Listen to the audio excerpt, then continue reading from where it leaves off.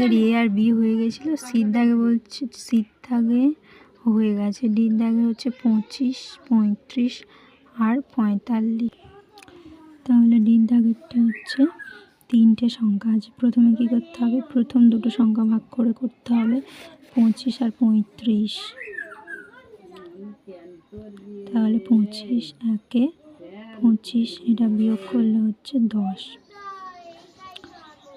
10 দিয়ে তাহলে কী হবে, 10 দিয়ে 25 ভাগ করতে হবে, 10 দুগুণে 20।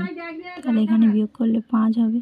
আবার 5 দিয়ে হচ্ছে 10টাকে ভাগ করতে হবে, 5 দিয়ে 10টাকে ভাগ করলে 5 দুগুণে 10। তাহলে আমাদের মিলে গেছে ভাগ, মিলে গেলে তাহলে হচ্ছে 5 গসাগু। তাহলে এবারে আমাদের 5 দিয়ে 45 ভাগ করতে হবে, 5 লং 45। তাহলে এটাও মিলে গেছে। তাহলে অতএব গসাগু সমান হচ্ছে 5। গসাগু সমান 5। এবারে ইর দাগেরটা কী বলছে, 8-এর ইর দাগে বলছে 48, 72, 96।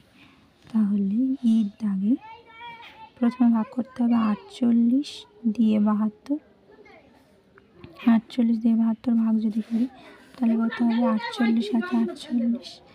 এদিকে 48 দিয়ে 2 গুণ করে দেখে নেব, 2 গুণ করলে হচ্ছে 8 দুগুণে 16, 6 হাতে 1, 4 দুগুণে 8 আর 4 দুগুণে 8 আর একে 9। তাহলে 96, মানে বেশি হয়ে যাচ্ছে। 48 একে 48 বিয়োগ করলে কত হয়, 8 আছে কত দিলে 12, 4 হাতে 1, 4 আগে 5, 5 আছে কত দিলে 7। তাহলে 2, 24 দিয়ে 48 ভাগ করতে হবে, 24 দুগুণে 48। তাহলে আমাদের মিলে গেছে, গসাগু হবে 24।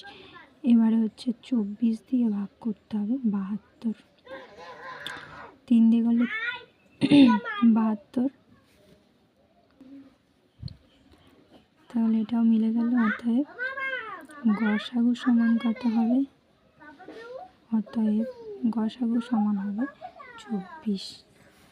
বন্ধুরা সব বুঝতে পারলে তো?